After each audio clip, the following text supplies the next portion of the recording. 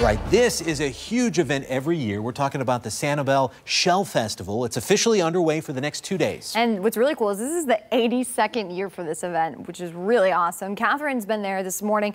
Of course, she says she's having a shell of a time, so you can imagine. So, Kat, you've been showing us a lot of different things this morning. What's going on now? That's right, Chris and Lisa. Talk about a celebration, right? 82 years for the Sanibel Shell Festival, and we've just seen some really awesome creations here this morning. So we want to introduce you to one of the awesome artists here. This is Diane, and she created the beautiful, the wonderful Oscar. How cool is that? Tell us about Oscar over here. Totally cool. All of his shells came from beaches nearby.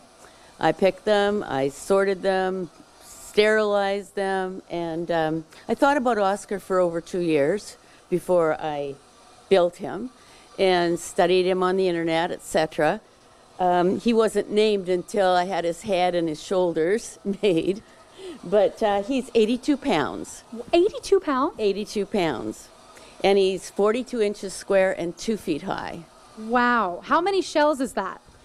Over 10,000. Wow. Over 10,000. And the fact that you found them all here locally, that's pretty cool. I think they're all beautiful too.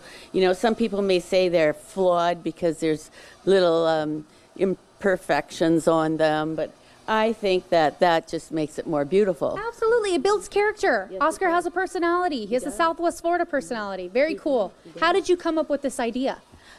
Well, as I said, I thought about him for over 2 years, and I wanted him to be playful.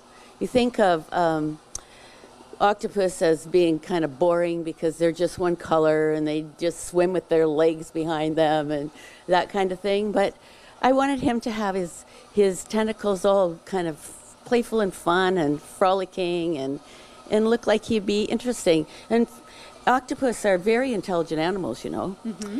They're kind of like chameleons. They can change color no matter where they are and hide. They're escape artists. They can just escape out of anywhere, no matter how large they are.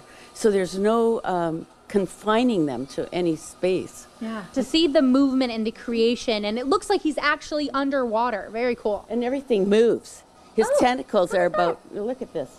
His tentacles are about 5 feet long. So, you know, I had to use a mass inside to give him some volume for his head and everything. But there's basically a wire structure underneath, and then the shells are just around that. Diane, thank you so much for sharing this with us this morning. Very cool. I wish I had her ability. I'm very jealous.